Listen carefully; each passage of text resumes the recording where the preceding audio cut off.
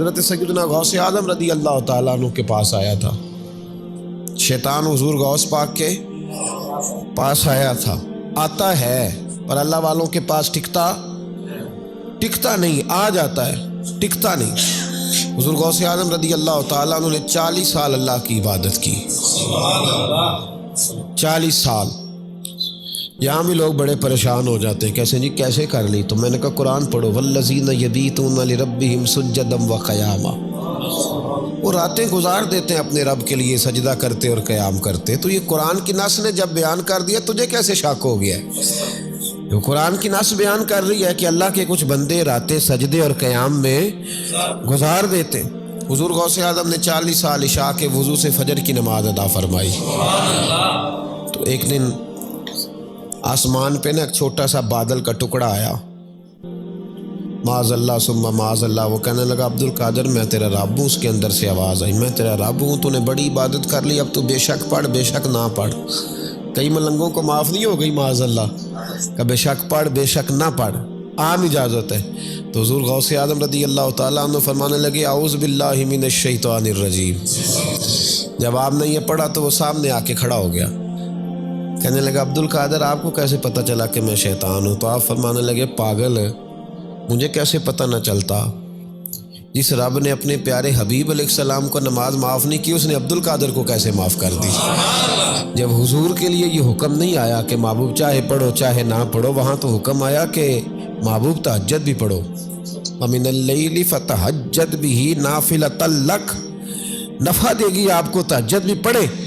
تو ان کے لیے جب یہ حکم نہیں تو میرے لیے کیسے آ گیا؟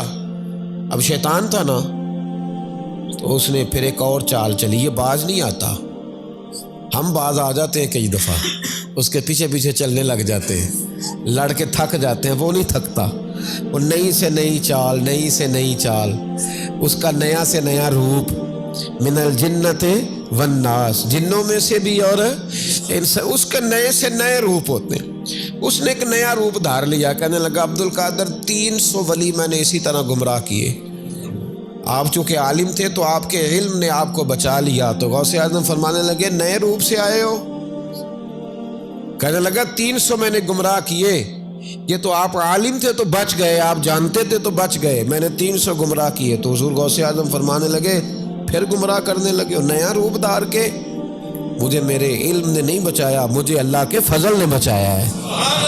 کئی عالم بھی تو گمراہ ہو جاتے ہیں نا، مجھے میرے علم نے نہیں بچایا، مجھے میرے اللہ کے فضل نے بچایا ہے۔ میرے بھائی، میرے عزیز طریقت کے مسافروں، یاد رکھو، سمجھ لو اس بات کو کہ وسوسہ آتا ہے۔ وسوسہ، 2 قسم کے مہمان آتے ہیں، 2 قسم کے مہمان۔ ایک مہمان وہ آتا ہے جو آتا ہے تو بندہ توجہ نہیں کرتا، وہ خود کہتا ہے اس نے نہیں میری طرف توجہ کی، وہ مہمان چلا جاتا ہے، پتہ نا آپ کو۔ اور جس کو بندہ اٹھ کے سینے سے لگائے اور اس کے ساتھ گفتگو شروع کر دے، وہ مہمان جاتا ہے تو بیٹھا رہتا ہے، وہ تو نہیں جاتا۔ تو وسوسہ آتا ہے، جو تو توجہ نہ کرے اس کا چلا جاتا ہے، اور جو سینے سے لگا لے، سوچنے لگ جائے، غور کرنے لگ جائے، اس کا وسوسہ بیٹھ جاتا ہے، اسی کے پاس رہتا ہے، دوستانہ کر لیتا ہے، کئی دفعہ تو بالکل مکان ہی ساتھ بنا لیتا ہے، ہر وقت کوئی نہ کوئی بات کان میں، ہر وقت کوئی نہ کوئی بات کان میں۔ کیوں وسوسہ آتا ہے؟ تجھے کیسے آ گیا؟ جس کا یقین کامل ہو اسے وسوسہ کیسے آئے؟ جس کی توجہ سیدھی ہو اسے وسوسہ نہ چھڑ یار دا بوہا، نہیں تے ہو جاویں گا روگی، جیڑی بکری اجڑوں وچھڑی او بگیاڑا جوگی۔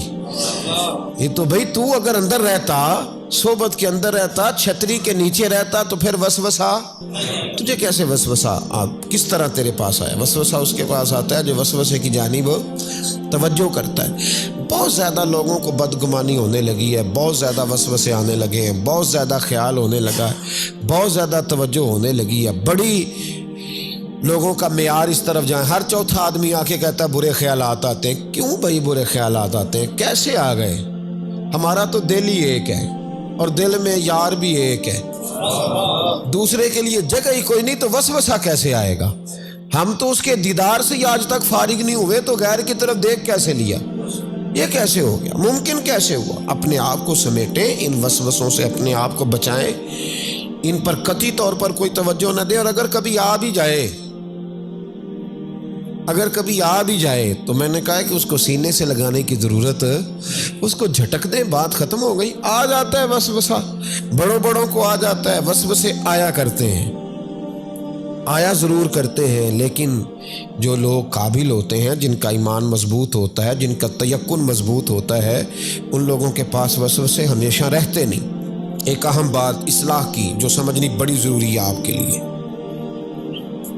بڑی ضروری ہے۔ آپ نے یہ غور کرنا ہے کہ وسوسہ آتا کہاں سے ہے۔ کوئی نہیں سمجھ آئی آپ کو میری بات کی؟ نہیں آئی ہوتی تو آپ بڑی دور پہنچ چکے ہوتے ہیں۔ سردی بڑی زیادہ تھی کمرے میں، تو کہیں سے ہوا آ رہی تھی ٹھنڈی، تو اب ٹھنڈ بڑی لگ رہی تھی، تو بندے نے فوراً اٹھ کے بھلا کیا کرنا ہوتا ہے؟ نہیں وہ پتہ نہیں کتوں آ رہی، باری تھی تو ابھی گالی ہے نا جی۔ اگر تو کھڑکی سے آ رہی ہے تو کس کو بند کریں گے، اور اگر دروازے سے آ رہی ہے تو جی، اور اگر چھوٹے بچے نے پنکھا چلا دیا تو جی، چل پنکھا رہا ہے بندہ سارا دن دروازہ بند کرتا رہے۔ سمجھنا ہے آپ نے بات کو، آپ نے اس دروازے کو بند کرنا ہے جہاں سے وسوسہ آتا ہے۔ اگر آپ کا قریبی سجن ہے نا، قریبی دوست ہے، قریبی، اخنس بن شریح کہتا ہے میں دین کے قریب آ گیا تھا، یہ دین کے قریب آ گئے تھے۔ کس طرح آئے؟ جن دنوں انہوں نے نبی پاک صلی اللہ تعالیٰ علیہ وآلہ وسلم کو شیب ابی طالب میں قید کیا ہوا تھا نا، تو اللہ کے محبوب علیہ السلام رات کو پہاڑ پر بیٹھ کر قرآن پاک کی تلاوت فرماتے تھے۔ کوئی اچھا قاری قرآن پڑھے تو دل کرتا ہے سننے کو، دل کرتا ہے یار تھوڑا سا نا اور پڑھ۔ ہاں جی، کوئی اذان پڑھ رہا تھا تو شاعر گزر رہا تھا، تو شاعر کا دل مچلنے لگا، کہنے لگا اور ذرا ٹھہر جا مؤذن، میرا دل دہل رہا ہے، اتنی جلدی ختم نہ کر یار، مجھے لطف آ رہا ہے، تھوڑے قصیدے اور پڑھ۔ تو کوئی اچھا قاری قرآن پاک پڑھے نا، اچھا قاری، تو بندہ مست ہو جاتا ہے۔ تو مجھے بتاؤ جب یاسین والے رسول خود یاسین کی تلاوت کرے، جب مدثر والے محبوب کی زبان سے خود مدثر کے جملے نکلے، اور جب مزمل والے محبوب خود مزمل کا ذکر کرے، پھول جڑتے ہوں گے، کلیاں مہکتی ہوں گی، زمانہ سارا مہک و ٹھنڈک سے بھر جاتا۔ نبی پاک صلی اللہ علیہ وسلم پہاڑ پہ بیٹھ کے پڑھتے تھے رات کو، تو وہاں نا ابو سفیان بھی آ گئے سنتے سنتے، چونکہ انہوں نے پابندی لگائی ہوئی تھی کہ کوئی بھی بندہ وہاں نہ جائے، سوشل بائیکاٹ معاذ اللہ کیا ہوا تھا، کوئی نہ ادھر جائے، تو سنتے سنتے ابو سفیان آ گئے۔ کہتے ہیں حضور قرآن پاک پڑھ رہے تھے تو مجھے لطف بڑا آیا سننے کا، تو وہاں ایک قریب جھاڑی تھی، تو ابو سفیان جھاڑی میں بیٹھ گئے۔ ساری رات نبی پاک نے قرآن پاک پڑھا، اور ساری رات انہوں نے سنا۔ ہمیں اتنا ذائقہ بات سن کے بھی تو آنا چاہیے نا۔ کہتے ہیں اب مجھے نہیں پتا تھا کہ اخنس بن شریح بھی کہیں آیا ہوا ہے، اس نے بھی، وہی بھی یہ دیکھنے آیا کہ کہیں کوئی وہاں آیا ہوا تو نہیں، وہ بھی کسی کونے میں جھاڑی میں بیٹھ گیا، حضور قرآن پاک کی تلاوت فرماتے رہے، وہ ساری رات سنتا رہا۔ ادھر سے کہیں ابو جال بھی آ گیا، پتھر دل تھا، پر میرے مصطفیٰ قرآن پڑھتے تھے تو کان اس کے بھی کھڑے ہو جایا کرتے تھے۔ ساری رات تلاوت سنتے رہے، تینوں پکے کافر جھاڑیوں میں بیٹھ کر تلاوت سنتے رہے۔ صبح جب جانے لگے تو ملاقات ہو گئی۔ تو کدھر آیا تھا؟ اس نے کہا پہلے تو بتا، تو کدھر آیا تھا؟ میں تو آیا تھا دیکھوں کوئی آیا تو نہیں، میں تو کدھر؟ اس نے کہا میں بھی یہی دیکھنے آیا تھا کہ یہاں کوئی آتا جاتا تو نہیں۔ ابو جال زیادہ شاطر تھا، کہنے لگا خبردار کل کوئی نہ آئے، آج تو آ گئے کل نہ ہونا۔ اللہ اکبر۔ لیکن جہاں دل لگا ہوتا ہے نا، وہاں دل کھینچا چلا جاتا ہے، دل جہاں لگ جاتا ہے نا وہاں دل کھینچا چلا جاتا ہے۔ یہ دل کا بھی اپنا ایک معاملہ ہے نا۔ اب لگ گیا تھا قرآن پاک کی تلاوت سے۔ کہتے ہیں رات کو اپنی اپنی چارپائی پہ لیٹے، درد اگرچہ جان گزل ہے، میں کیا کروں میرا دل ہے، غمیش کا اگر نہ ہوتا تو غم روزگار ہوتا، اور وہ مزہ آتش نے کہا تھا، وہ مزہ دیا ہے تڑپ نے، کہ میری آرزو ہے یا رب میرے دونوں پہلوؤں میں دل بے قرار ہوتا۔ کہتے ہیں کہ اگلی شام پھر آئی، وہی کیفیت، وہی انداز، وہی شوق، چارپائی پہ لیٹے پر کانوں میں وہ آواز رس گھولے، لیٹا نہ گیا، اٹھے، پہنچے، لیکن آج جگہ بدل کے بیٹھ گئے تینوں. صبح ساری رات سنتے رہے محبوب کی تلاوت, صبح اٹھے تو پھر چوک میں ملاقات ہو گئی. تو کدھر آیا تھا, تو کدھر, ابھی بات ہونے. ابو جال ذرا زیادہ شاطر تھا, کہنے لگا میں تو تم دونوں کا خیال کرنے آیا تھا, کہیں تم دونوں تو نہیں آئے, یہ دیکھنے کے لیے آیا تھا. اللہ اکبر. 3 دن مسلسل آتے رہے اور میرے مصطفیٰ کریم کا ساری رات قرآن پاک سنتے رہے. اب اخنس بن شریح کہتے ہیں کہ میں پورا قریب آ گیا, میرا دل کہتا تھا کہ یہ سچے ہیں.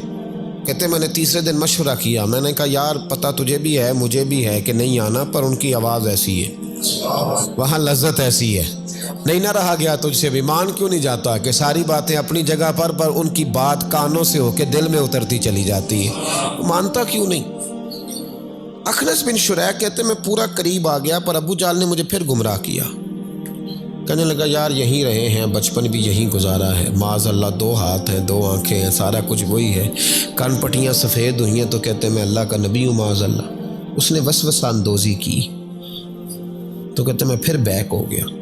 آپ کیوں نہیں اس شخص کو جانتے جو وسوسہ اندوزی کرتا ہے؟ آپ اس جگہ کیسے چلے گئے جہاں وسوسہ اندوزی ہوتی؟ یاد رکھیں اس جگہ جائیں جہاں جانے سے دل صاف ہوتا ہے.